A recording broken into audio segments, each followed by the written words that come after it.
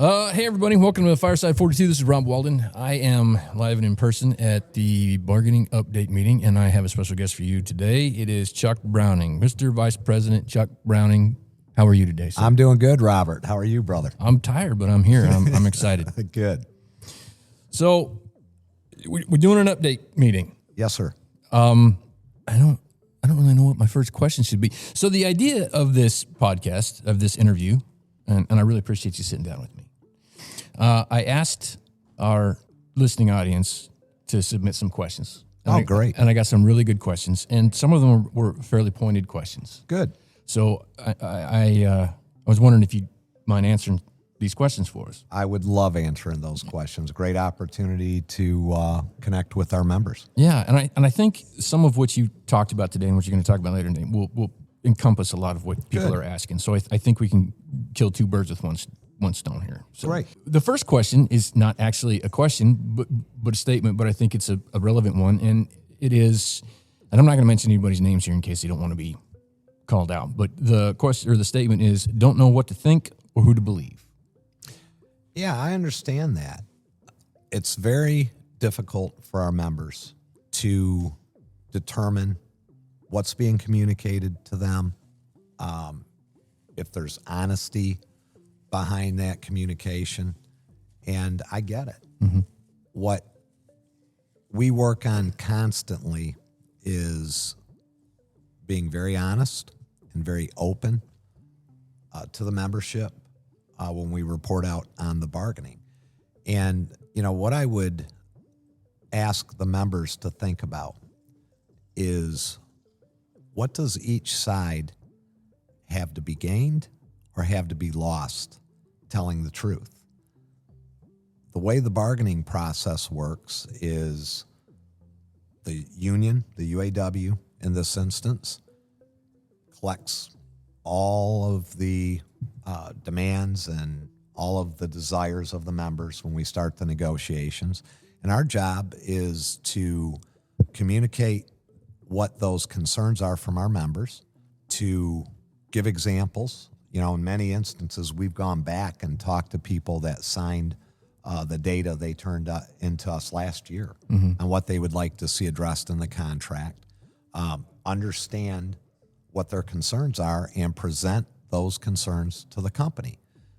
We have been very open about what our counter proposals have been. These meetings that we hold, I encourage everybody, if there's any possible way to attend even one of these meetings, we go through with all the attendees here what the company's proposal was to us and what we've proposed to the company.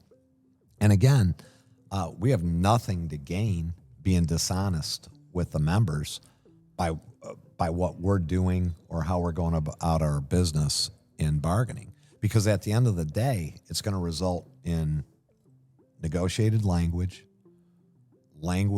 that we're going to agree to come to a tentative agreement, and they're going to vote on it. Mm-hmm. So from our perspective, there's no reason for us to be dishonest at all, and there's a check and balance system that exists for us because the product of our work is going to come to the membership and get voted on.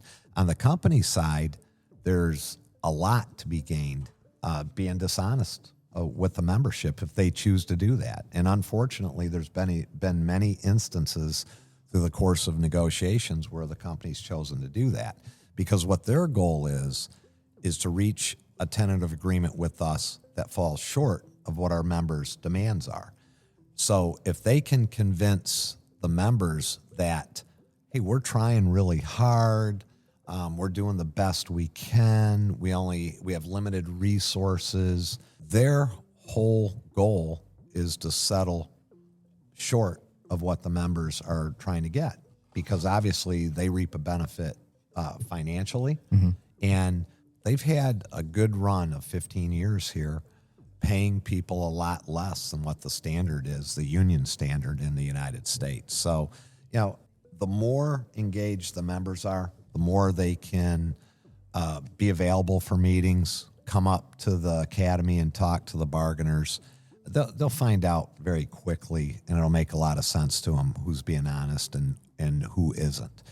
One of the reasons, when you asked if I'd be willing to do a podcast, is this is another avenue where I can explain these things. So I get the dilemma being a member, and especially if you're a member that's never belonged to a union, never been through the bargaining process. That's a legitimate concern, and we're trying to do everything we can possible to prove our integrity, put ourselves in a position to where it's very clear to people who's being truthful and who's not. And I get it, and that's my answer. Try and stay as engaged as you can, and we're going to continue to try and come up with different avenues to reach out to people that aren't able to come here. People got a life to live too. There's people that have children in daycare. They can't come after work. Yeah, so it's really important to try to meet people where they are. that's right. That's right. Next question. Why have we not given Volkswagen a deadline to make a reasonable offer? Why are we continuing to let this drag out? So deadlines are normally automatically set by the expiration of a contract. In a first agreement, there is no expiration of the contract. So there's not a drop dead date per se for the parties to try and reach an agreement. Now, when we started the negotiations, I felt it was very feasible to get this agreement done by the end of the year. That was a very aggressive statement, but we set this deadline, myself and the bargaining committee, when I say we, to the company, that we want to get this done by the end of the year. The company bargained pretty hard from September till Christmas. And it was effective setting that deadline. After Christmas, we've set other goals, other deadlines to try and get this done. And unfortunately, two people are bargaining that agreement. I can assure everybody the bargaining committee's here every day. I can assure everybody the bargaining committee stays as late as it takes for any meetings with the company we have scheduled for the day. I can assure everybody that we are always available to bargain. And a lot of the bargaining that we've had since the first of the year has really been pushed by the UAW and initiated by us. The hard part about the first agreement is there's no natural deadline. There's going to be a point in time to where, as we get closer, and we're getting fairly close now, don't get me wrong, we're far apart on some of the issues, but we're down to about 20 issues. And you were here, Robert, when I presented that to the group today.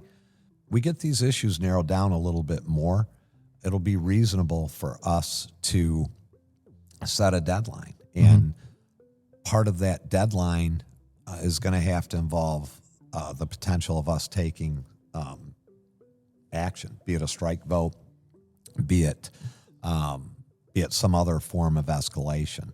But unfortunately, in a first agreement, the expiration of the deadline the expiration of the agreement doesn't exist to set a deadline. Right. But we can set deadlines based on other actions we potentially are going to take. And, we're towards the end of bargaining, and we'll see how that plays out and what we ask the membership to do to support us. Okay, well, that leads perfectly into the next question. When will we get the opportunity to vote on a strike? It seems like the other UAW members got their contract after a strike. So after 14 months, why have we not had the opportunity for the vote? Yeah, and that's a good question as well. The strike authorization vote has to be approved by 2/3 of the members.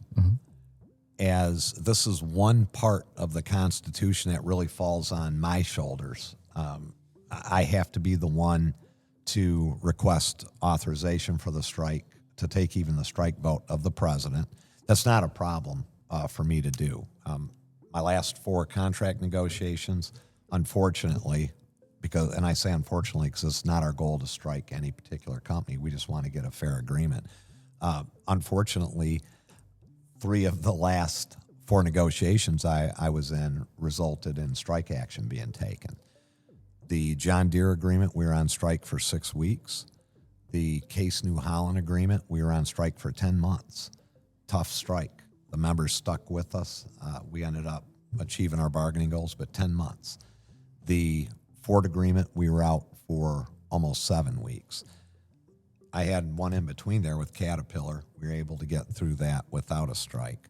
So the strike is a tool to create leverage and to set a deadline, like we were talking about, to get a fair agreement. We are still making some progress, not having taken a strike vote at this juncture, and we should continue down that path. Again, the goal is not to strike the company, but obviously I have my record is that I've had to do that throughout the last 4 times. So I'm not hesitant by any means on utilizing that as a tool, but it should be used strategically and smartly, and it should be used in a way that will bring this to an end to get a fair agreement, not just haphazardly calling a strike. If you call a strike at the wrong time strategically, I'm going to put our members in a position where they're going to be out there a great length of time. So, without going into too much detail, and believe me, the company has tried us as a bargaining committee on many occasions. But the bottom line is, at the end of the day, it's a serious action to take. Obviously, our members do get strike pay, $500 a week. They do get their health care covered, which is huge here, without paying for it. Can I get you back up for just a minute? Yeah. Because I've seen people post this, and I want you to reiterate it. Yeah. Regardless of the fact that we don't have a contract, Yes. if we go on strike, the UAW will pay everybody on the picket line Absolutely. strike pay. Absolutely. That's And a true statement. that's a true statement, and the International Executive Board has already taken board action to authorize that. Okay. So that's been done previously. So it's not off the board. It's my hopes we don't have to utilize strike action. It's my hopes the company will sincerely sit down with us and address our few remaining issues. But if they don't, that will be something we'll educate the membership on. We'll take a vote. And once we take that vote, if the company doesn't come to an agreement with us that's satisfactory in ample time, we will set a deadline and we take strike action. I've done that at 3 other locations. Again, a little easier at the other 3 locations because that wasn't their first agreement, and they had a contract expiration for us to set a natural deadline. But it could be coming. And from my perspective, I just got to be strategic with it and utilize it responsibly. Well, and so to be clear, the last 3 times you went on strike, you succeeded, yeah? So I did. You clearly know what you're doing. I think so. Okay. Yeah. So I think this is an interesting question. Christina likes to bypass the bargaining committee and post her offers to the membership. Yes. We've talked about that. You talked about that a little bit today. I did. So this question is, why do we never see counter offers the UAW sends back? And there's a follow-up, why are they still asking for 27% raise? Yeah, so first of all, our most recent demand to the company is 25%. I've been very transparent with the company since the beginning of negotiations and with the membership. I talk about it at every meeting. Every meeting we have, I talk about what the company's last proposal was and what our last proposal, counter proposal has been. Obviously, when we hold the meetings, either we're in the process of answering them or they're in the process of answering us, but we communicate all of that at these meetings. Mm-hmm. It's been suggested, and I think it's a good suggestion, that we utilize some literature as well. The communications the company makes, and I talked about this a lot today without getting into huge detail, but the company on every occasion has exaggerated and over-sensationalized what's been presented to us in the contract proposal. Yes, last one was a doozy. Yeah. And what we do is try and reiterate what the actual contractual language is And we let the members make their own decision. Yeah, I'm a seasoned bargainer. I bargained my first contract in 1993.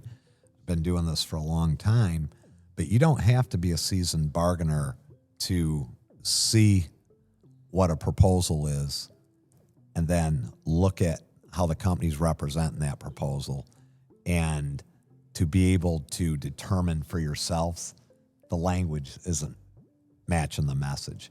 And the company's actually, in my opinion, been very unwise on several occasions by over-sensationalizing and creating expectation with the members on what they actually propose, where we've been able to leverage them based on their direct communication to make what they said they proposed come true in some instances. But there's been other instances, one very recently in Detroit last week, where the company has tried taking vague proposals to us, tell us they mean one thing, and then as the negotiations go on, change their interpretation, never change the language of their proposal. And that happened in Detroit last week. And, it created an abrupt ending to the meeting. And I invited them to leave Solidarity House. I'll put it at that. I'm a little more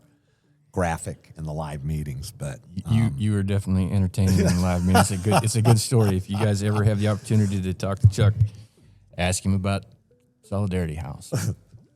Now, I've seen it. They did post it a few times in their earlier offers, but this next question is, why does the company keep leaving healthcare out of their offer, and why does it oddly sound like previous officers just reworded? Yeah, it's because that's exactly what it is, Robert. The company has gotten a huge advantage over other vehicle manufacturers in the United States by the amount of cost they put on the backs of their employees. All of the other organized car companies, and it's significant. It's 160,000 members belong to the other companies that we bargain with. They don't pay for their health care. There are some minimal co-pays, but they don't pay. The company carries the burden of health care. And it's an incredible benefit for our members. And the UAW has fought for 80 years to get that benefit in place because it's an important benefit.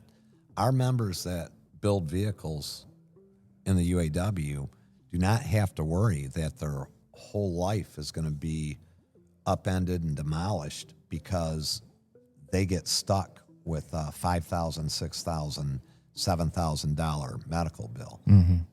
Most people can't afford that. They don't have that kind of money sitting in reserve to be able to utilize for health care. They just don't have it.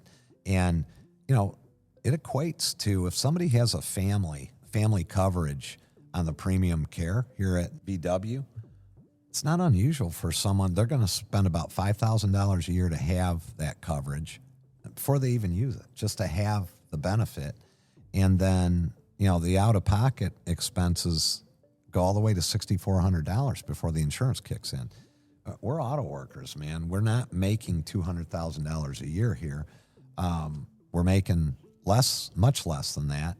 And to put the burden on your employees to where they have to pay that kind of money to get decent health care is an atrocity. And it's not even good for the business. I mean, if I ran a business, I would want a healthy workforce. I would want healthy workforces come to work on a more regular basis. They don't come to work sick because they know they can go to the doctor and not have to worry about how they pay their bills the rest of the month. And it does cost some money. It's money the company can afford. Other companies afford it. Volkswagen is the biggest global supplier in the world. They're the most profitable. It's between them and Toyota all the time. And they make a lot more money than the companies we bargain with that have to provide it to a lot more people in the United States. Ford Motor Company has to provide that insurance to 60,000 people. Yeah. Volkswagen is a global powerhouse, way more profitable, 3 times as profitable as Ford, and we're asking them to provide it for 3,400 people. and they're fighting it. They haven't paid it before. They'd prefer to try and make profits over here in the United States at the workers' expense. They say they care, but they have all the power to take care of people, and they've chosen not to so far. So words are wind, yo. yes, yep. All right. So this next question is kind of a doozy. Several questions in here, but I think he's getting to a singular point here. But Gotcha. The question is, why was this offer presented after the representatives from Germany came to help move the process forward? Why did the bargaining committee say they were very excited and felt very optimistic before this offer? Is the bargaining committee being misled by the company? The company stated in the last video message they would present one last final offer. Is this the company's final offer? Can we begin talking about an August deadline? That kind of goes back to deadline. But there was a lot of optimism when we found out that you guys sat down with the Works Council. And it appears, at least, that hasn't been fruitful. Can you give us some better insight into that? Yeah. So first of all, I share in the rest of the bargaining committee's optimism and assessment of the meetings we had a couple weeks ago. And they were with the Works Council as well as somebody from Wolfsburg, one of their highest executives over there. They came to Chattanooga for meetings with us. Man, we met all day. We started very early in the morning, met till 10:30 at night. We had great conversations. We really did. It was an optimal opportunity for us to have direct access with really the decision makers. Mm-hmm. The plant operates on a budget. That budget is set by the regional level of management over here in the Americas, North America, South America, Central America.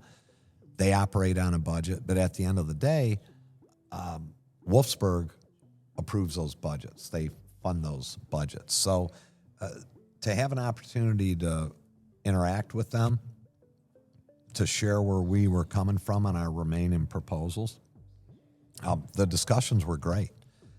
The corporate group seemed very understanding of what our issues were and why they were issues. They're pretty experienced, you could tell. The Works Council was extremely supportive. So there's been a lot of optimism that came out of that. And unfortunately, for 2 weeks after that, we didn't have any communications or meetings with the company. And I was pretty irritated by that, as well as the bargaining committee. And so we went back to Detroit. We said, we're coming down here, and if we're just sitting here and we're not going to bargain, then why are we down here? Call us when you're serious and you want to talk. So that's what generated the meeting in Detroit. They asked to come to Detroit and meet with us, two of their bargaining team, and they did.